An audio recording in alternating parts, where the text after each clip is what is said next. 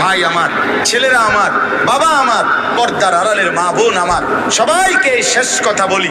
আল্লাহ রসুল বলছে, জিব্রাইল আইসা রমজানের শেষ দিন নবীজিকে আইসা বলে গেছে, ইয়া রাসূলুল্লাহ, এত বড় রমজান পেল, ইফতার, সাহারি, তারাবি, এতেকাফ, শবে কদর, প্রতি ঘন্টা মিনিটে এত মাফ নেওয়ার সুযোগ থাকার পরেও যেই নাফরমান জাহান্নাম থেকে বাঁচার চেষ্টা করে নাই, গুনাহ থেকে আল্লাহর কাছে মাফ নেয় নাই, জান্নাতের জরুর আশা পূর্ণ করতে পারে নাই, আমল করতে পারে নাই, খোদার কসম নবীজি বলছে, জিব্রাইল আইসা বলছে, ইয়া রাসূলুল্লাহ, এমন নাফরমানের উপরে আল্লাহর লানত, আল্লাহর লানত, লানত, লানত। নবী বলছে আমিন, আমিন। মানে নবী বলছে, হ জিব্রাইল, আমিও বললাম আল্লাহ, এমন লানত আপনি কবুল করেন এই নাফরমান উম্মতের উপরে, আমি নবীরও লানত। যা